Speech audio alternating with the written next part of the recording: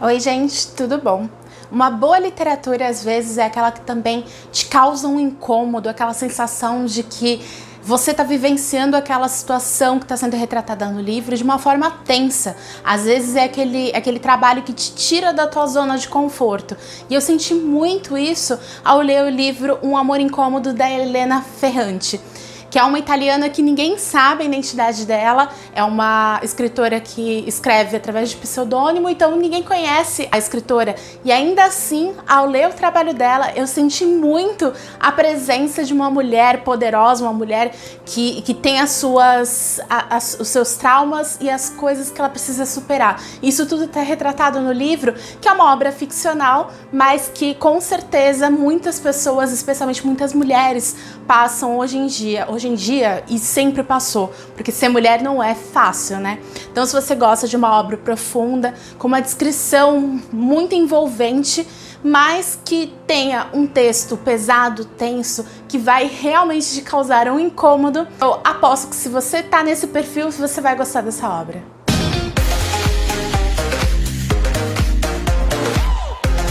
O livro Um Amor Incômodo, da Elena Ferrante, foi escrito em 1992, mas ele foi traduzido para o Brasil em 2017, muito depois do auge dela aqui no Brasil, na verdade no mundo todo, com o lançamento dos 4 livros que fazem parte da série napolitana, que é o livro da Amiga Genial. Ela ficou muito famosa mundialmente com essa obra e depois, na sequência, vários outros trabalhos escritos anteriormente pela escritora foram relançados, inclusive esse, O Amor Incômodo, chegou aqui no Brasil muitos anos depois do que essa série de 4 livros que explodiu em tanto sucesso.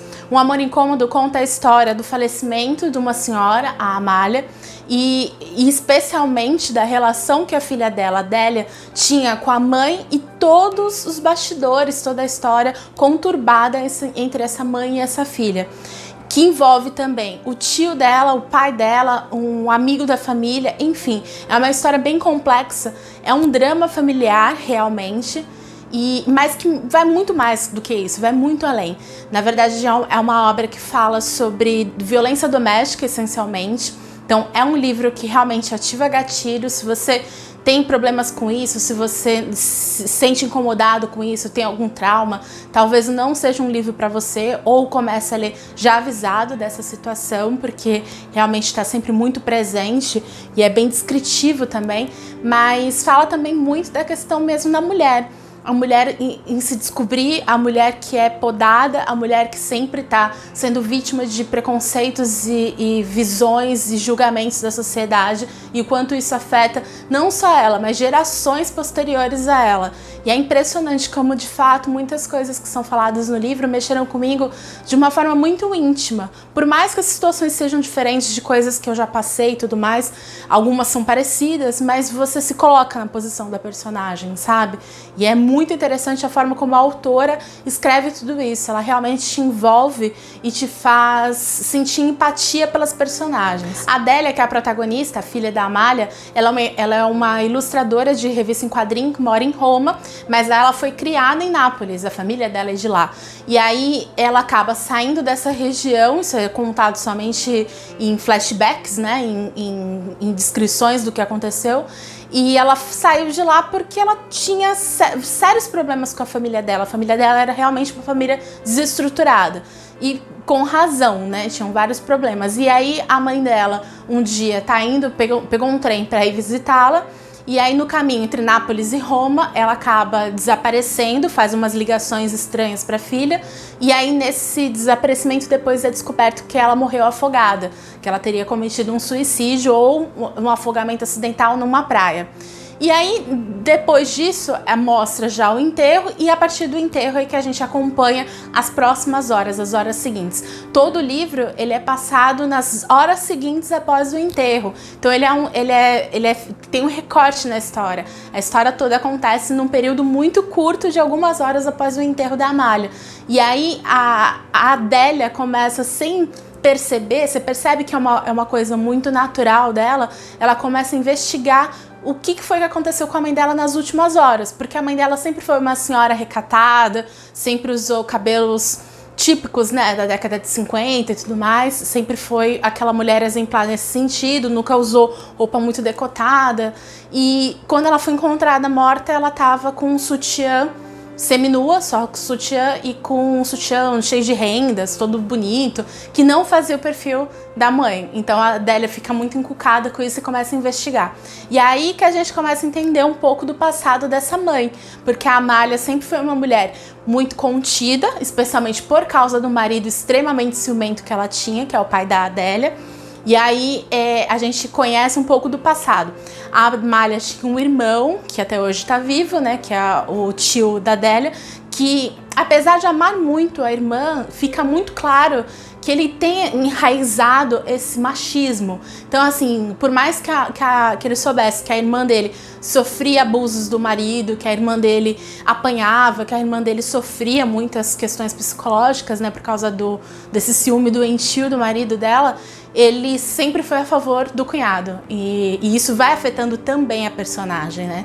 E além do marido e do irmão, é apresentado também um amigo da família, que sempre foi criado ali na mesma região, era muito amigo do pai da Adélia e que sempre foi muito apaixonado, pelo menos é o que dá a entender, pela Amália. E aí, ao longo de toda a obra, existe uma dúvida se realmente existiu ou não um caso entre os dois. É quase como aquela história, né, da Capitu e do Bentinho, do Machado de Assis, né, do Dom Casmurro. Será que a Capitu traiu ou não traiu? A gente fica com essa dúvida ao longo do livro. E no final a gente tem uma ideia do que possa ter acontecido, embora a gente, como tá vendo tudo pela visão da Adélia, a gente tem a visão da filha, a gente não sabe de fato o que aconteceu. Mas a gente tem uma resposta no final, pelo menos uma na visão da filha. É diferente do Dom Casmurro, né? Mas essa dúvida fica muito presente ao longo da leitura. Você vai lendo e ao longo dos 26 capítulos, você vai mudando a sua visão com relação à personagem. A Amália, em alguns momentos você gosta muito dela, em alguns momentos você tem empatia, especialmente porque ela passa todo aquele sofrimento, em alguns outros momentos você acaba sem perceber julgando algumas atitudes dela. E a forma como tudo isso acabou afetando as filhas dela, né? Tanto que, assim, além da Adélia, ela tem mais duas filhas que quase não aparecem no livro. Elas são citadas em alguns momentos e no momento do funeral elas aparecem, mas é muito rápido. Então a gente acompanha tudo no ponto de vista da Adélia, que é a filha mais velha.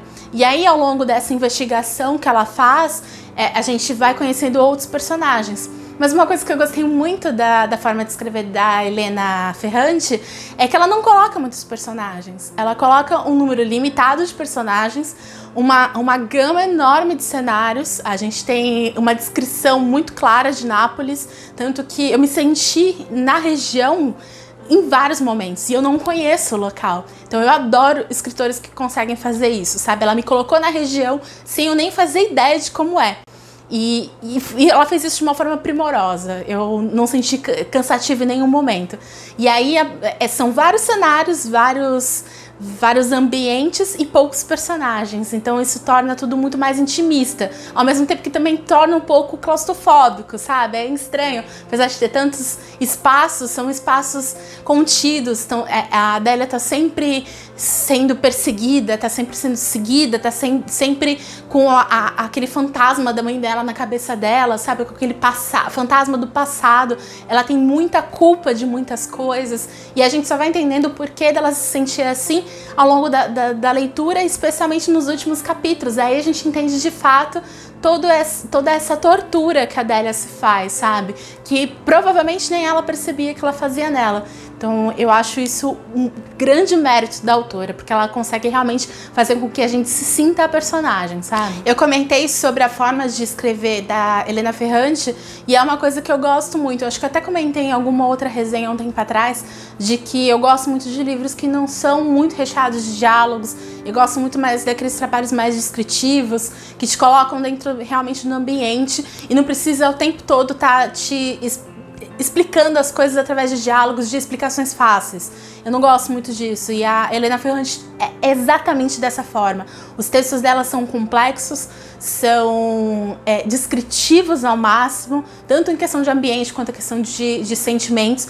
Ela não tem aquele pudor de falar sobre certos assuntos, eu achei isso fantástico. Então, por exemplo, a questão da agressão, a questão de menstruação, ela fala muito sobre isso no trabalho dela.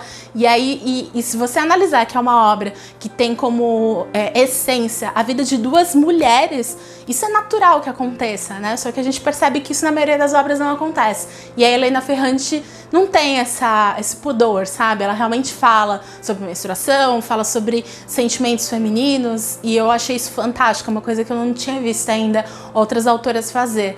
E eu gostei muito, a forma que ela escreve realmente te envolve, te coloca no ambiente, te faz se colocar também no lugar das personagens, né? Que são personagens muito fortes. Eu fiquei impressionada realmente e especialmente pelas personagens femininas. Porque tem todos esses personagens masculinos ao redor delas, mas as protagonistas, obviamente, é a Amália, que foi a que morreu, e a Adélia, que é a filha que está tentando entender o que aconteceu com a mãe. E são personagens extremamente humanas, são personagens que poderia ser alguém que a gente conhece de verdade, sabe? Não é aquela personagem perfeitinha, são humanas, cheias de problemas. A gente conhece também um pouco da relação entre a mãe e a filha.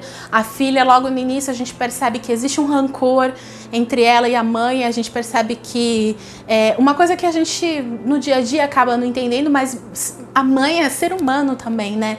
A mãe tem falhas, a mãe desaponta também, e a Adélia tem esse ressentimento com a mãe dela que a gente só vai entendendo ao longo do livro. A gente até acaba criando um pouquinho de ranço da filha por causa desse desapego que ela tem com a mãe. E ao longo da história a gente vai entendendo, muitas vezes não compreendendo o porquê, né, não dando razão a ela, mas vai entendendo os motivos dela. Que ela também é uma personagem muito complexa e difícil de entender, sabe? Ela é uma personagem muito humana, cheia de falhas, cheia de dúvidas. Ela tem seus traumas, seus fantasmas, e tudo isso é tratado ao longo do livro. De uma forma excelente, porque a gente consegue, de fato, entender tudo isso sem estar mastigado pra você. Tá tudo ali nas entrelinhas e a gente vai entendendo todo o conceito da personagem ao longo dos capítulos. Eu comentei da questão da violência doméstica, até pra quem tem, né, talvez situações como essa, para que não seja um gatilho, porque de fato é uma situação, na verdade é o norte do que acontece, porque o básico da personalidade dos personagens, a gente percebe que vai sendo moldado, que foi sendo criado através desse passado que estava carregado de abusos psicológicos, especialmente físicos, e mostra o quanto o ciúmes doentio muda a vida não só da pessoa que é vítima daquelas agressões, mas de todas as pessoas que vivem ao redor. Então, por exemplo, no caso da Adélia, né, o pai dela era muito agressivo e extremamente ciumento com a mãe dela, maioria das vezes sem razão nenhuma. Eu tô tentando não dar muitos spoilers, né, mas ao longo do livro a gente vai entendendo o porquê que isso tudo foi acontecendo, e a gente vai vendo que afeta não só a Amália, que era quem apanhava, mas afetava o irmão dela, afetava especialmente as filhas dela, afetava esse amigo da família dela, o filho do amigo da família dela. Enfim, é um ciclo, e a gente sabe que isso na vida real é realmente verdadeiro, né? Uma relação abusiva, ela não causa traumas, não causa só sensações ruins na pessoa que apanha, que sofre esses abusos. É um ciclo, ela afeta todo um círculo de pessoas, por isso que ela precisa ser realmente divulgada, precisa ser denunciada. E muitas vezes quem está envolvida naquela situação, e a gente via isso na Amália, a personagem, ela acaba se colocando num papel de culpa, né, de culpada daquilo, sendo que não tem culpa nenhuma. Então a gente acaba percebendo que muita gente que passa por situações como essa de abuso acaba se colocando como, minha culpa, não é nada demais, ele é assim mesmo. Então quem tá nos arredores, as pessoas que convivem com essas pessoas, tem que sempre ficar de olho e sim, meter a colher, porque relacionamento abusivo a gente tem que meter a colher sim, não tem essa de tipo, é só casal. Porque quem está envolvida muitas vezes não consegue, não tem voz, não tem força para sair disso. Isso é muito tratado no livro, é um livro realmente incômodo. Acho que, como o próprio nome diz, um amor incômodo, é exatamente essa sensação que te causa ao ler o livro. Causa incômodo, uma tensão constante, uma dor constante. É um livro que me fez muito bem, mas me fez muito mal também. Eu terminei de ler o livro tenso, eu terminei de ler o livro com vontade de chorar. É difícil, é uma leitura realmente que eu acho que não é pra todos, embora todo mundo deveria ler. É engraçado, né? Acho que nem todo mundo vai gostar, vai conseguir, mas todo mundo deveria ler, porque é uma história realmente muito boa e é narrada de uma forma primorosa. Realmente, pra mim, eu daria 5 estrelas pra esse livro de longe, tá? Virou um dos meus preferidos de verdade, gostei muito. E se você gostou desse vídeo, gosta da Helena Ferrantes, comenta aqui pra mim. Eu já vi que ela tem muitas outras obras que eu quero ler. Esse filme, Amor Incômodo, ele foi lançado, um filme dele, em 95. Eu não consegui encontrá-lo pra poder baixar ou assistir ou alugar. Não consegui, só achei o trailer. Pelo trailer tem bastante coisa parecida. Aqui no Brasil ele foi lançado como O Amor Molesto, porque o livro em italiano é Um Amor Molesto, em italiano, né, que eu não sei falar, enfim. Mas fiquei curiosa, então se alguém tiver, por exemplo, um contato, algum lugar para alugar e tudo mais, me manda aqui também, porque eu fiquei interessada em ver a adaptação, ver se faz jus à qualidade do livro. E se você conhece outros livros da autora, me indica, outros livros com essa temática, me indica, quero ler bastante. E me siga aqui no canal, tô sempre trazendo vídeos falando sobre literatura, série, filmes, produtos culturais de uma forma geral, pra gente se entreter e agregar valor, agregar conhecimento, que é sempre muito bom. Então dá um joinha, me sigam nas redes sociais, tá tudo aqui embaixo marcadinho. Vejo vocês no próximo vídeo, um grande beijo e até lá!